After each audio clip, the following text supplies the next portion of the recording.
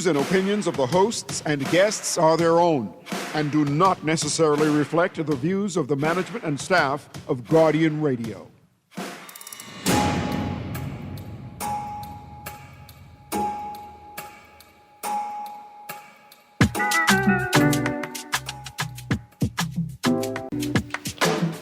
Good morning this morning and welcome back to Guardian Radio 96.9 FM, your station for fresh news, smart talk all day. It is Friday, the 14th of August, 2026, and you are on the clock with pray for these parents, pray for these children, pray for all of us, because school is about to start. Greene, welcome. Today we're talking BPL. Today we are talking BPL, following up on yesterday's headlines and today's headlines. I got lots of questions to ask, and I would like to read through portions of these articles to provide context for the questions that I have. I'm going to start with unrested BPL that was in yesterday's Guardian. 20,000 overtime in 1 month. Not the Guardian, the Tribune. Then we have the statement issued by the government of the Bahamas yesterday midday. The statement on BPL's new overtime policy. Overtime distraction. Well, we look at today's Guardian headlines. Government BPL overtime payments unacceptable. Wilson calls leaked overtime payments a distraction. I know people have been following the stories for the last couple of days, but in particular from yesterday's paper. Then I have an article from the 12th of August, Bahamas Grid investor loss of Pike Alliance a major risk. Also, if you are just beginning to follow the conversation, I recommend that you read this article from the Nassau Guardian. Government has 25-year deal with Island Grid. Now, that is from the 13th of June, 2024, so that's 2 years ago.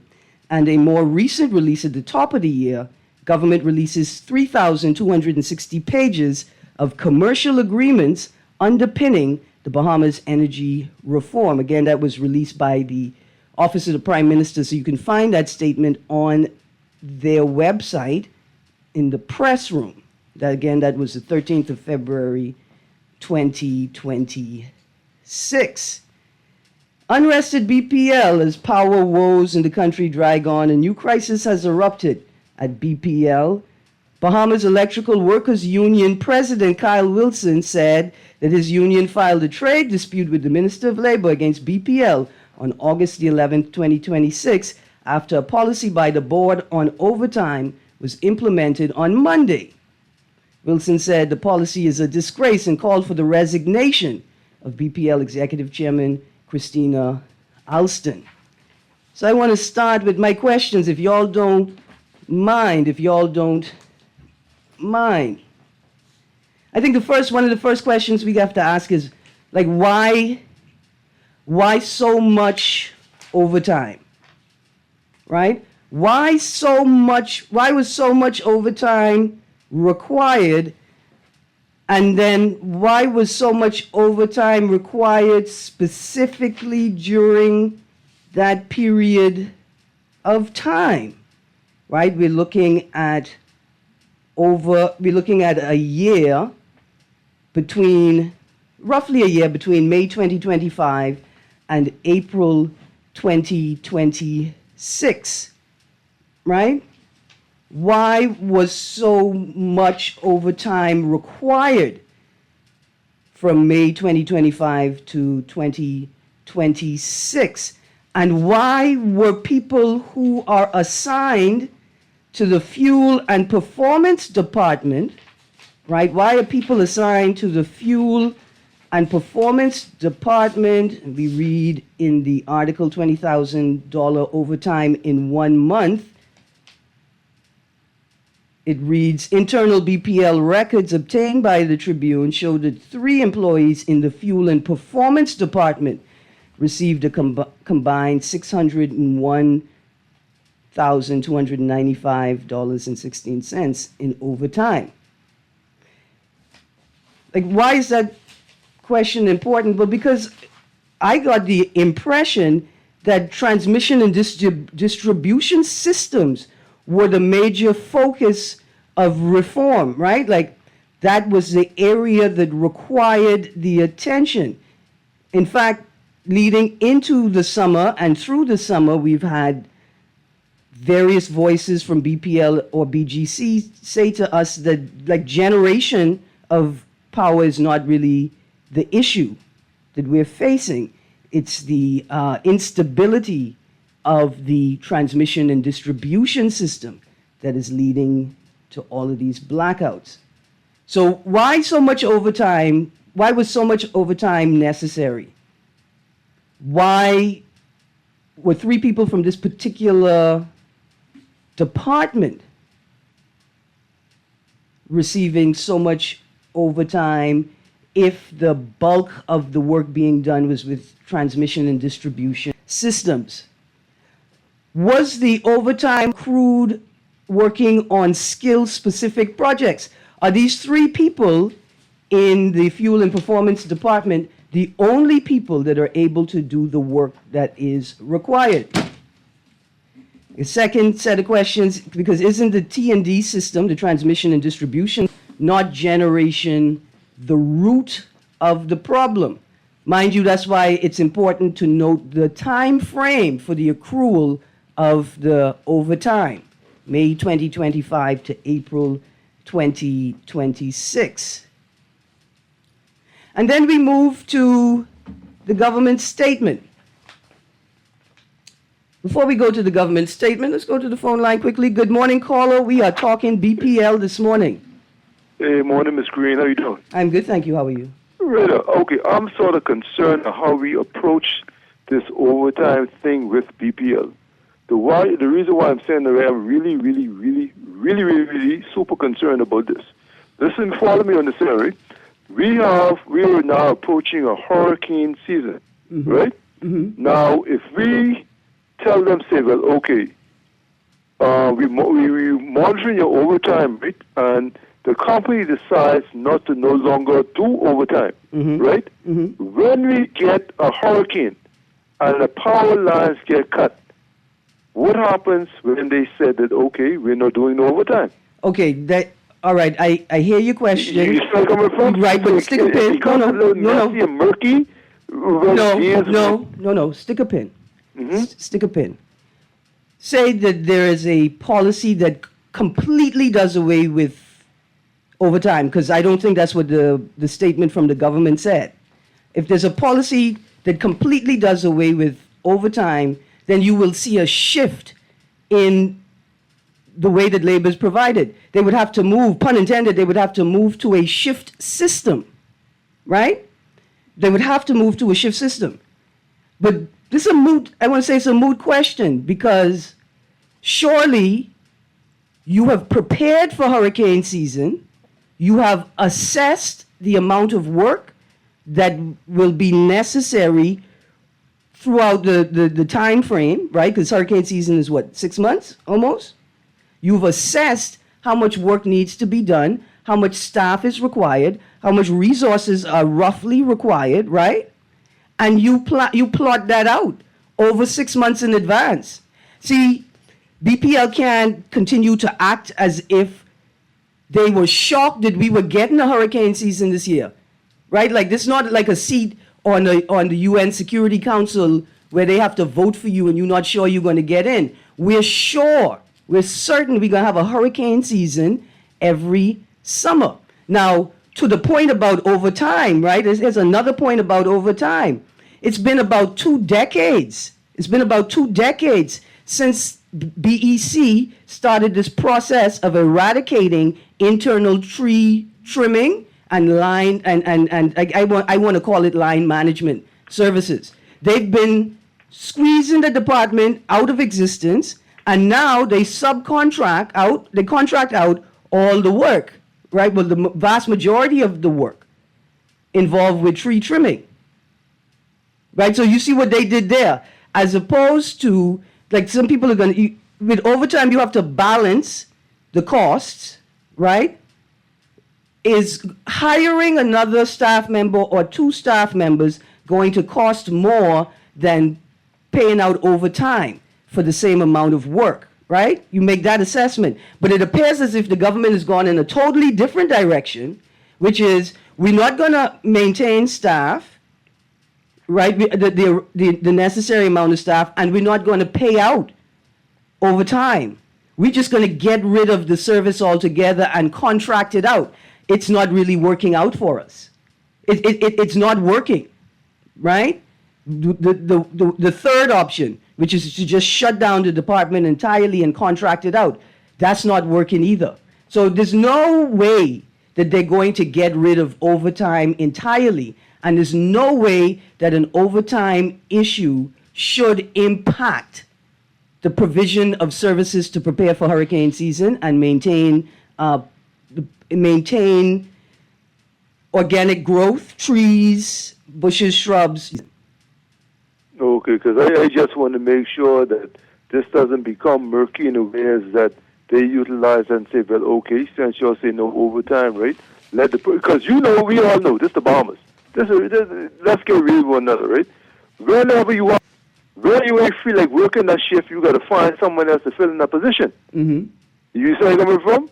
Mm-hmm. Whereas that now you short of staff, and I don't want that to happen during hurricane season when the lights would say, well, we have a catastrophic hurricane, like Dorian, and no one wants to work that next shift. Well, then they got to get fired. Because in hurricane season, they become essential workers. But listen, I got another caller. Okay. All right. Good morning, caller. We talking BPL this morning. Erin, I try to stay focused with what you're talking about, and I want to see if I can give you a reason why, in such a particular time frame, you have so much overtime requests. Mm-hmm. All right? I want to take you back to the 80s when I used to accompany a friend of mine who used to get calls at 2 a.m. in the morning to refuel a plane at the airport, and the overtime, the money he made when he took care of those calls actually was more than what he used to make regularly. I won't call but the company. No problem, but let's stick a pin because that's enough information right there. But would you allow me to say something else? Sure, I just wanted to respond to that, but go on. Okay. No, okay. I thought you hang up after you respond. Oh, yeah, no, I'm not going to hang up after I respond.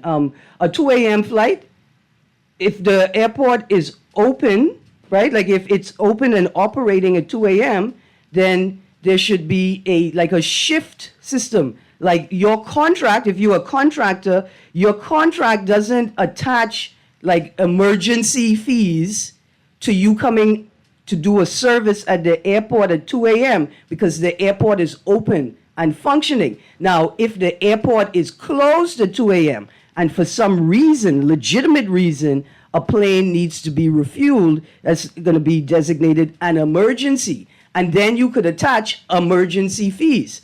But if the airport is open at 2 a.m., that service provider shouldn't be allowed, or the contract should not enable an emergency fee being attached to a service that takes place while the airport is in the normal hours of operation. Well, of course, you would have connected the dots as to what was happening during that period of time, but let's not go too much into that. Yes, sir. Yeah, but Erin, it seems to be treasonous to me for persons who you elect to negotiate on your behalf Mm-hmm.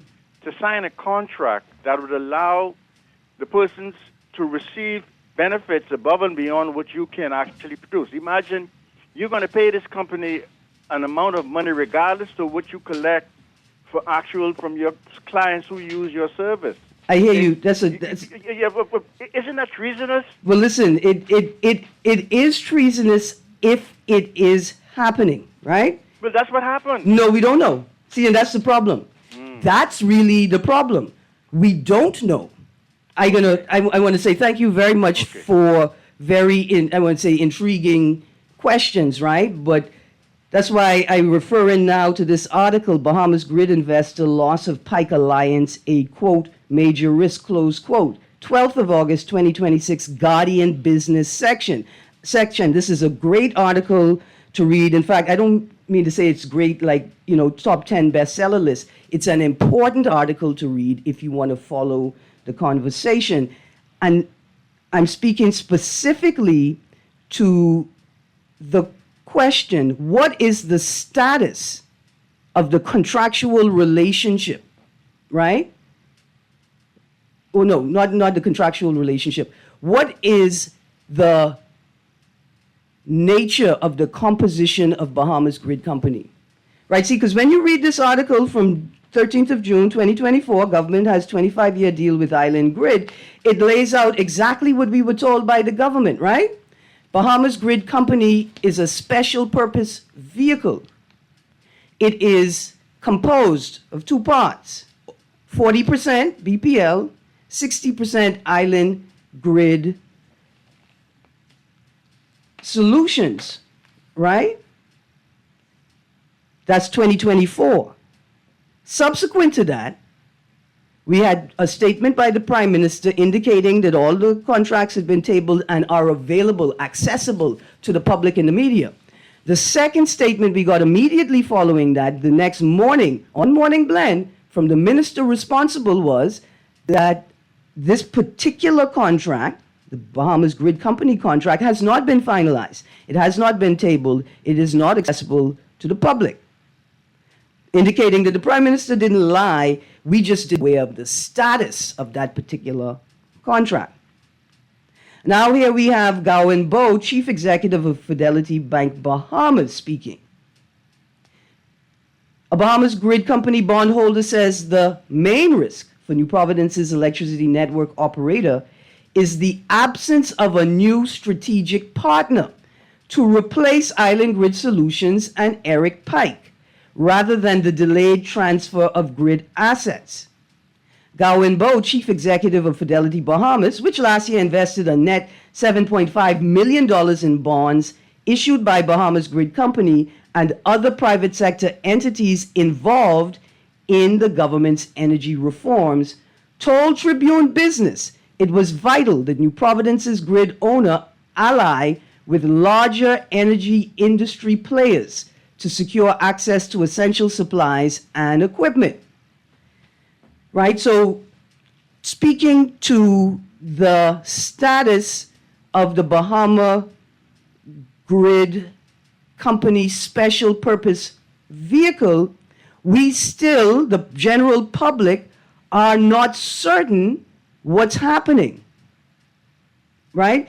And let me tell you why I am not certain. Right? In this article, Gowan Bowe uses language that I just quite don't understand.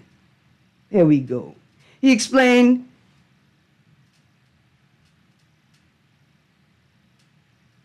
sorry, I'm going to get there right now. Mr. Bowe told this newspaper that the inability today to replace Mr. Pike, Island Grid, and Pike Electrical, the U.S. utility that was hired to perform the now completed $130 million in, quote, foundational, close quote, grid upgrades, represents a greater threat to both Bahamas Grid Company and New Providence's energy supply than the failure to transfer all grid assets from Bahamas Power and Light. See, I am not an industry expert. However,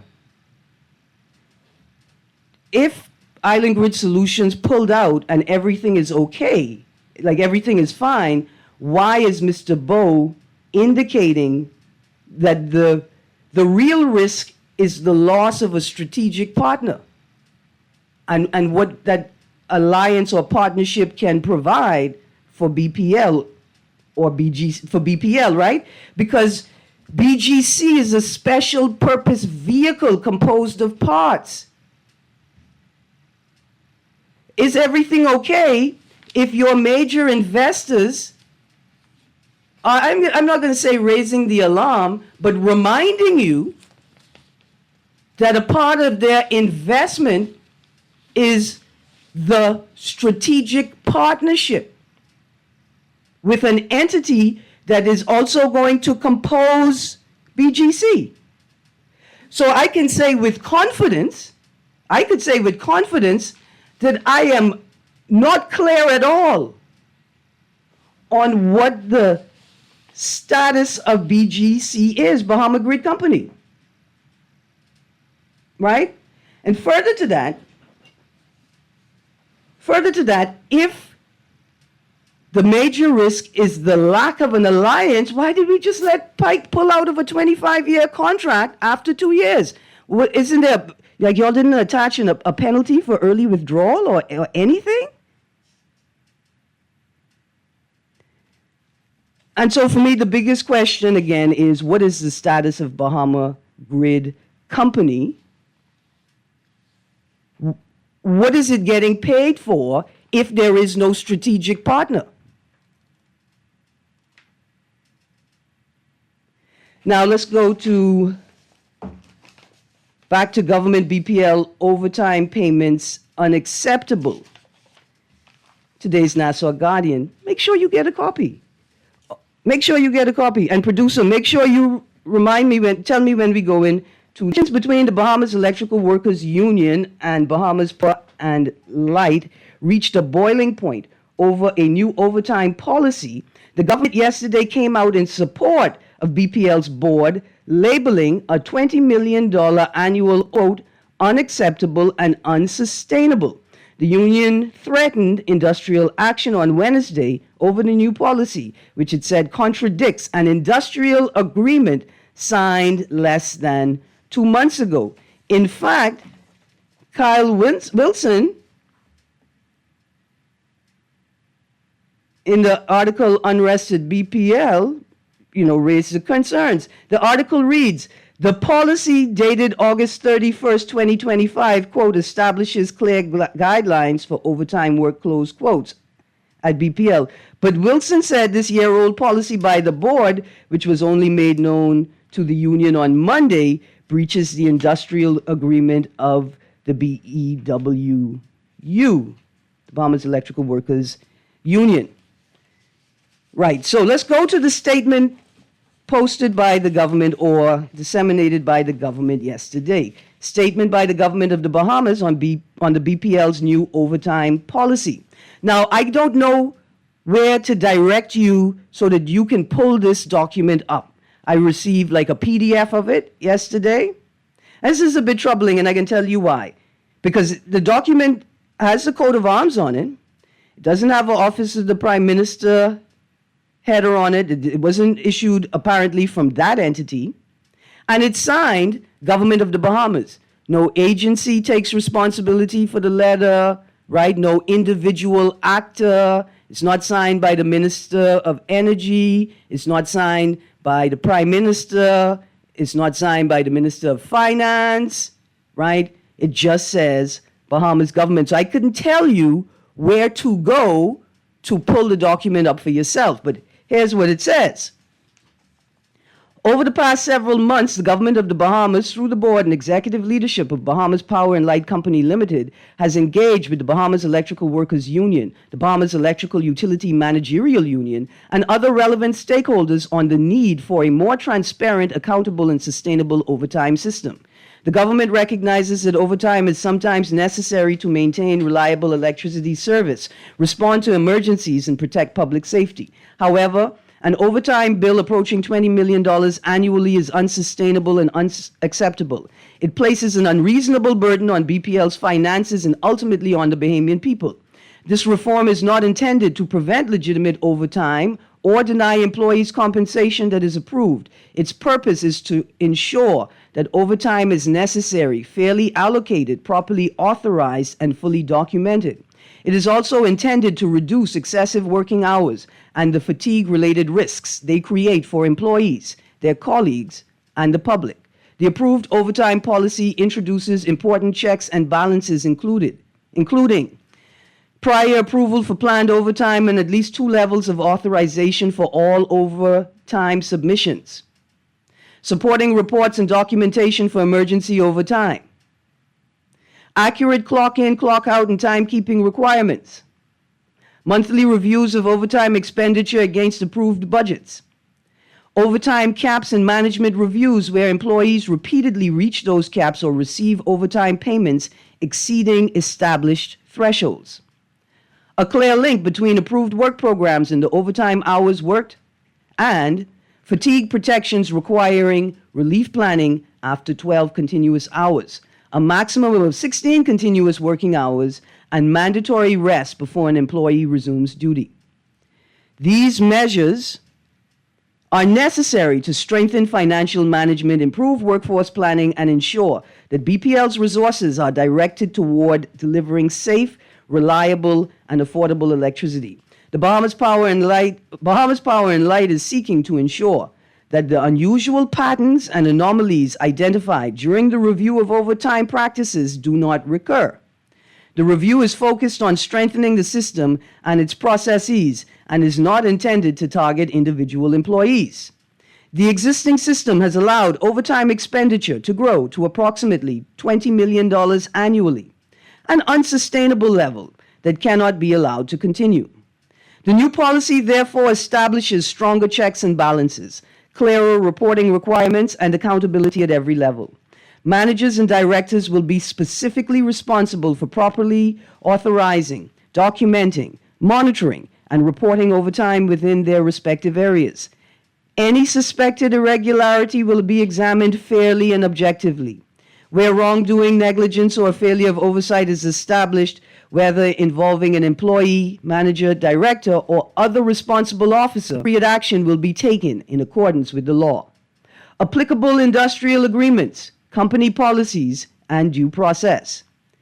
BPL will not prejudge any individual or draw conclusions before the relevant facts have been properly established. The government acknowledges the right of union leaders to express concerns about or opposition to the policy. It will not speculate about the motives of any union president or representative who disagrees with the policy. Constructive dialogue will continue and legitimate concerns will be considered.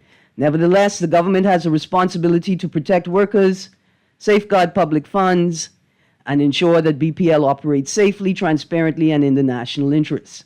The approved overtime policy is therefore expected to be implemented consistently and fairly across BPL. The government expects the cooperation of management, employees, and union representatives in carrying it out. The Bahamian people rightly expect transparency, accountability, and value for money from public corporations. The government remains committed to those principles and to building a safer, fairer, and more financially responsible BPL. The end statement from the Bahamas government. When we get back from the break, I have some questions. And the questions start right here. Read again from the article. The government expects the corporation of management, employees, and union representatives in carrying it out. Full stop. On the other side of the break, I'm going to ask this question. Does the statement shift the blame that the union president has put on Alston and by the board and by extension Alston? Does this statement shift the blame from the board to the government? And other exciting questions on the other side of this break. Please stay tuned. We've got lots to talk about. On the Clock with Erin Greene, Guardian Radio 96.9 FM.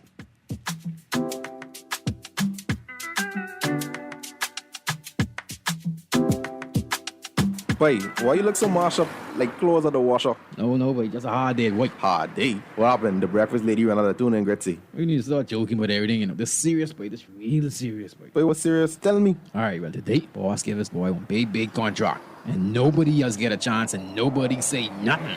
Boy, you know that ain't right. You know government contracts ain't supposed to go that way. Yeah, but nobody's saying nothing. Boss man just tell people to sign the papers. Then he send me to meet this boy downtown and collect this envelope. You need to tell somebody. You need to become a whistleblower. You know I's a real man, but I never blow no whistle. I be drunk all my life and junking. No, boy. A whistleblower is someone who tells people what they see when they see something wrong happening at work. But I ain't no whistleblower, and I ain't no snitch. I still right there, But ain't nobody can know it's you. All you gotta do is call Crime Stoppers, or you could text them from inside the Crack Crime Bahamas app. They don't ask about you, and your call goes straight through to Miami, so nobody know you is. And if you text, your message get mixed up like Kong Salad. Call 328-8477 from Nassau or 242-300-8477 from the Family Islands.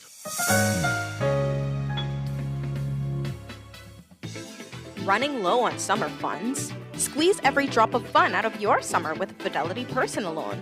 From backyard upgrades to family getaways, Fidelity is here to help. Call 356-7764 today. Fidelity, we're good for you. Orthopedics, where movement becomes medicine and treatments become triumphs. At Cleveland Clinic, it's more than just repairing what's broken. It's how we put ourselves back together to reconstruct, rehabilitate, and restore the things that give us life. The future of orthopedics is already in motion. For every care in the world, Cleveland Clinic.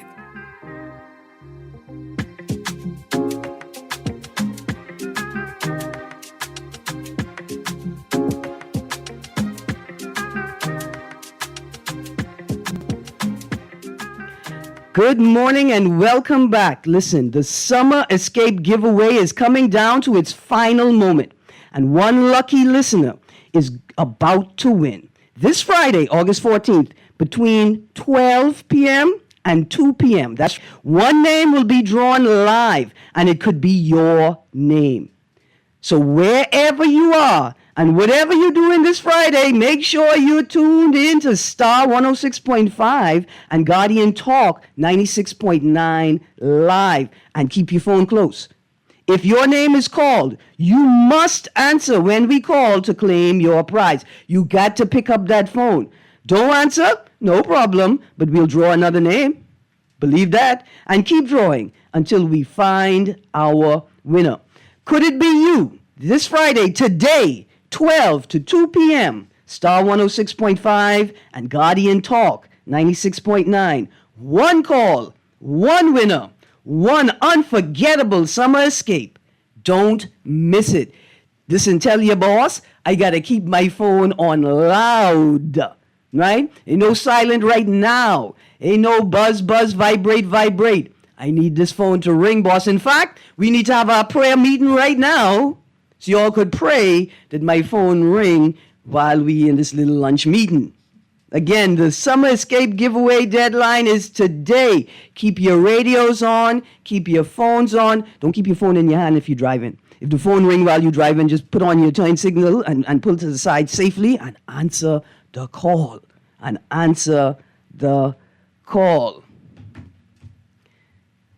I got a text here that says, morning, Erin, that overtime is garbage. Plenty time. They work overtime. Those guys just be home sleeping, making money. No. See, if they were on the job and taking a nap, I could understand it, right? Because when you're working overtime, sometimes you're on a shift, you're on call. So there's not necessarily work to do, but you must be available if the call comes in. So I could understand if there is an area in the office, right in the space, where they are able to take small naps in between calls. But now,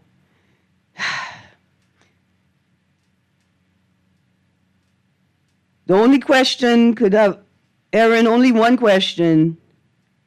Only one person could write that letter. Only one person. The question is, do I know who it is? Because the texters say they know who it is. No, I don't know who it is. Text says, if BGC does have a strategic partner, on that basis, are they getting $8 million per month? Like what? Right. If there is no identified strategic partner, right, then what would y'all spend $8 million a month on? What is that about? Yeah, I'm not going to read that one out loud, texter, but maybe later in the show.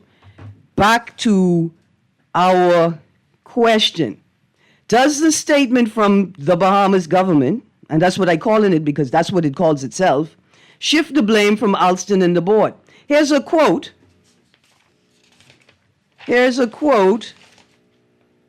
From Unrested BPL. Quote, "You just can't do that, okay? I was elected by the workers to represent them, and you have to respect that. No one on that board was elected. They're all appointed, okay? And so you can't come and impose your will. There's no director in BPL, okay? We voted for Philip Brave Davis. We did not vote for Christina Alston, so I don't know where she gets off with the blatant disrespect. And shame on everyone who's advising her, knowing better. Such actions can only lead to disruption in the operations." Again, end the quote there. Wilson said that the union spent months negotiating a new agreement. He said that agreement was finalized and signed in June. Now he questioned if the negotiations were just a farce. Well, I got some questions for you, Kyle Wilson. What do you mean when you say we voted for Philip Brave Davis? You live in Cat Island? Are you registered in the constituency of Cat Island? How you vote for Brave Davis? That's a serious question, you know. How many of y'all who work in BPL registered in Cat Island? How many of y'all actually voted for Brave? Like, do you understand what it is you saying? No, you didn't. Unless you live in the constituency of Cat Island and are registered there to vote, you didn't vote for Brave Davis. Something different. Then you go on to say, and shame on everyone who's advising her. I can read that part of the letter, the statement from the government again. I'm just going to reiterate it. See, because after I read this, the government expects the cooperation of management, employees, and union representatives in carrying it out. Now, Mr. Wilson, who you think is advising her? It sounds like, to me, the government is advising her. And if it's not the person who wrote this letter, the person who wrote this letter know who giving her advice.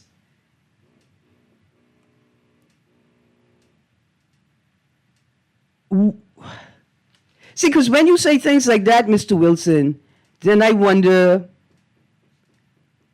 are you paying attention to what's happening around the union? How is it that they could release? Now, it's a reasonable question. How is it that they would have released a new policy in 2025, a year ago, August 31st, 2025, but you were only made aware of it on Monday? Do you know if other members of the union were aware of it? Right? How you gone through a whole contract negotiation without being aware of this policy? Right? Because the same way you question, like, how is it that you only hearing about it on Monday, that's the same question we have for you, sir. What y'all doing in the union? Did you forget for a moment that while you are to work with the government and make nice with the government, they're not your friends? And you should not treat them like they're your friends. Because that's not the role of a union or a union president. I just saying. Producer, I see we got a caller. Let's take that caller. Good morning, caller. We're talking BPL today. How are you? Yes, good morning, Ms. Greene. Good morning. Yeah, I had to remind Dwight Strawn. He cut me pretty quick. I don't know why. Really and truly, I don't know. But the power was off in Kingston from Monday until Thursday. Till Thursday. I don't know what time it cut on Thursday, but I know I was by a friend up about 1 o'clock and it was still off. Okay. So he had to use a generator to do his works. You know what I mean? Yeah. But I wanted to say this. I didn't catch all of the speech by the union boss or chief, right? Spokesman. Yeah. But two things stood out with me. Deception and lies. That's what he said. And then he also made it very clear there's problems with generation. Mm-hmm. But like I was telling, because the guy was calling, and I don't think he's an electrician by any means because he said that BC didn't have a generation problem. Yeah. So we heard it from the horse's mouth. But even before we heard it from the horse's mouth, being someone who experienced in electrical, right? Mm-hmm. Automatically, right, intuitively, common sensely, when you see transformers giving problems, that's a sign of overload, and then a compounding factor would be the lack of maintenance. And it's very simple, you know, and I don't know why people just couldn't figure that one out. You know, you could talk about aging, which is maybe a factor, but also lack of maintenance. But the transformers is thermal stress, and then so it's obviously a sign that there's a problem with overload. And you can also do it mathematically. Yeah. That's all I would like to say. So the key word of the day is deception. And I've told people it's from the union member statements I could remember. I didn't remember it verbatim, but it basically all lines up with what I'm saying. They're designed to lie to you. They have to. Man, 52. I don't think, first of all, my producer let me know, please, nobody cut you this morning. The line dropped, right? And we've been experiencing that. So I want people to don't err on the side of, or don't be quick to jump to malfeasance, like somebody doing something. It's more likely incompetence and the phone lines don't work. But the second, hold on, the second point is, the biggest part of the problem is we don't have enough information in the public domain to make sense of anything. I would like to resist attributing blame, right? However, what I want to say is this, right? We've seen this play before. If you're going to tell me that there's potential deceit, right, involved, I can tell you I've seen this play before. All of the actors on the stage doing the same thing before. So I would agree, but I'm positioning myself outside of the conversation as a consumer, right? And I'm critiquing all sides. And I think all sides I appreciate that. need to accept some blame. Yes, I appreciate that. But the question for me, Ms. Greene, is something you said very important Uh-huh. for us to speculate. But the question is, why do we don't have all the information? That's the very exactly. So, I mean, that's a part of the game. Yeah. Yeah. All right. So I work in a power plant. I work 24 hours and 30 minutes before. And so what happens is if someone don't come to work, I know, but you can't leave the you can't leave because it's like an essential service, right? You can't leave. And when I say that, the state that the system is in, you can't just leave it. You can't just go on a 20-minute break and hope everything could be okay when you come back. Somebody got to be at the helm all the time. It's like taking care of a geriatric patient with dementia. Let's go to the next caller, producer. Thank you very much. Good morning, caller. Good morning, caller. You there? I'm sorry I missed you. Good morning, caller. We talking BPL this morning. Good morning, Ms. Greene. How you doing today? I'm good, thank you. You know, Ms. Greene, sometimes some things amaze me. Yesterday, I believe that nobody cut me. I believe that the call fell off when I was talking to you. Yes, sir. When I told you I gave you condolences about losing a family member. Yes, sir. I was only joking about the raccoons. Stew, I hear the raccoon's house they had at Fort Hill. Man, listen. If you ever taste a raccoon's house, that's when I say one of your family members, because I know you love the raccoons. Sparky! I cut it just now, though. Sparky! First of all, yesterday I went to my ganeb tree, and I could tell the raccoon was picking ganeb. He's picking and eating it right there in the tree. That's why he have an advantage over me. And I walk in my yard, picking up the little trash, and I see this piece of paper say Barack Obama on it. Sparky, see, when y'all start here talking about Miss Greene, you ever eat raccoon soup? They call Barack Obama on me. They say we need legal representation, Miss Greene. What you on this radio promoting about raccoon stew? Sparky! Let's go to the next caller. Good morning, caller. Good morning, caller. I could hear you. I need you to turn your radio down. We talking BPL. Ah, boy. Well, I tell you what, don't be like that caller. Stick close to your phone today, because between the hours of 12 and 2 p.m., you may get that call. Your name may they may call your name and you may get that call. You got to be ready. In fact, I can tell you what, if you home, start packing your bag now, because the call coming to those who ready. But I wish I could have put my name in that box. Ooh-wee. I don't even know if I could be a second. Okay, let's get back to the conversation. Text line, good day, and where is Joe Beth? Text her. Say I was going to ask Mr. Wilson that, I was going to ask Mr. Wilson that, right? Does the president of the union realize that the board was appointed by the very Mr. Philip Brave Davis he said they voted for? And let me ask you a question. Did y'all have a vote? This is an aside. Did y'all have a vote? Did y'all have a vote? Say, look here, I know we don't vote in the same constituency, but let's vote to see who we voting for. Did y'all do that? Because that would be interesting, right? But did you know that it's Davis who appoints the BPL board? And also, how you skip right over Jo Beth Colby? Why you ain't mad at her? Why you not shifting the blame to her, to the minister?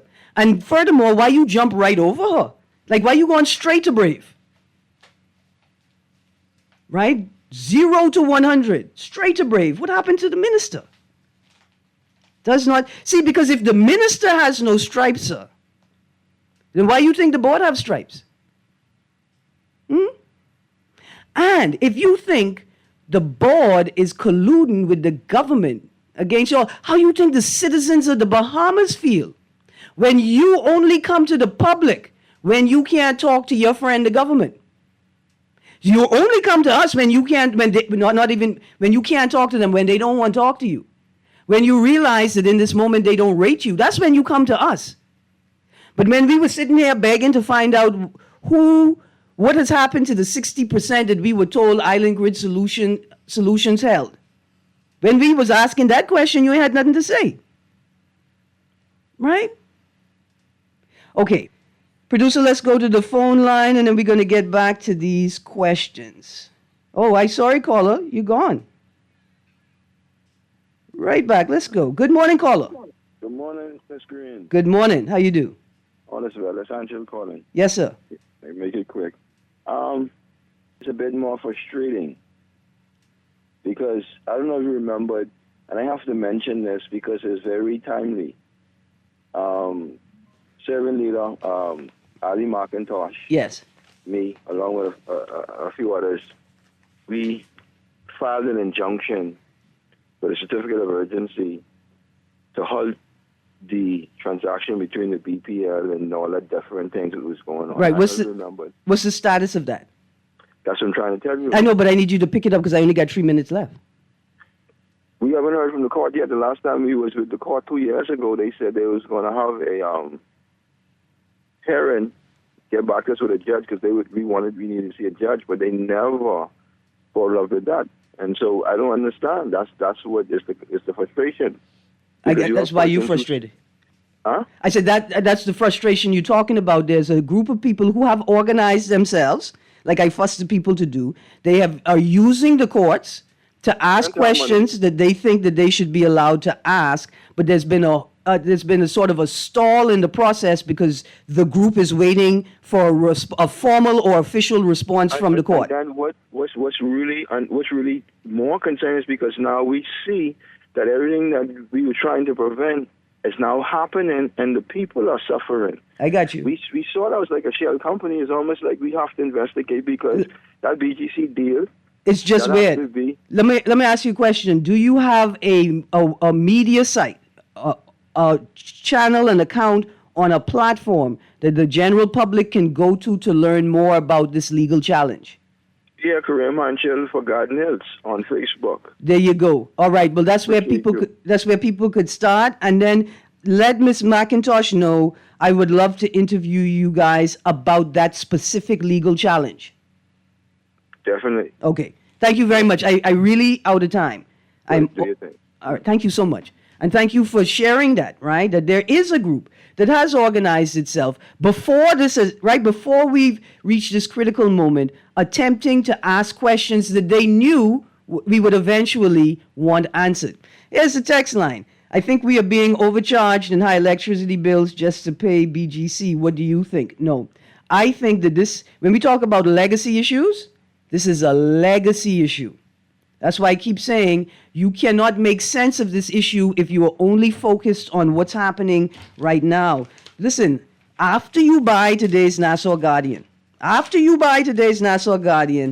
then, like me, you may want to read this little excerpt in the Tribune. A brief history of BEC, BPL overtime controversies.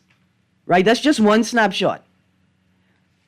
one of the biggest issues is that you can't understand the problem or what potential effective solutions could be if you're only assessing or examining this current moment right now. This is a legacy issue, right? And so you must inform yourself. Just as y'all hear the music, right? So, Erin, is the government choosing to break the employment law as it relates to overtime? Who approved the overtime? All these unions joking, why they talking so much, why these unions allowing the government to do as they wish. Erin, okay, so I tell you why, because when you have like hundreds and hundreds or thousands of people's jobs, right, that you are advocating for, you got to be very careful. You can't be like Erin, just coming on the radio and saying anything. And so in that regard, I give the union leaders some grace, because they are not just advocating for their own glory. It's the lives of the workers that they're advocating for. So they got to be cautious, right? They got to be cautious. Greene, the minister and union leader, are great friends. I disagree somewhat. The rates have been engineered to guarantee BGC a given revenue stream based on consumer use, i.e. higher bills to proper BGC. Well, listen, the company can't operate and don't make enough money to cover the bills. The question is, what are the bills, right? That's what we need to know. What are we paying for? Because you find that Bahamians are paying for. They understand why it costs so much. But you wouldn't even tell us what we're paying for yet. That concerns me. Listen, I have to say thank you to Empress Divine. She didn't join us on the mic today, but she keeps us supplied with the best natural goodies. And she got a 8 strong coming up soon. Next week, we're going to celebrate with some local goodies. Show you all how to have a good time from out the bush. It's party time next week, Friday. Empress, we're going to show them how to do it right, the natural way. Thank you for tuning into the show. Thank you for your patience. I didn't take much calls. I still have lots more questions. Like, is BGC a properly constituted entity? And if it is, where can we find all public documents associated with its constitution? Parliament, maybe? You guys have a great day. I trouble in my producer. Cut the mic, producer, but stay tuned. Guardian Radio, AM with C.A. Nuri is up next. This is Guardian Radio 96.9 FM, streaming on GuardianTalkRadio.com and the Guardian Radio app, Nassau, Bahamas.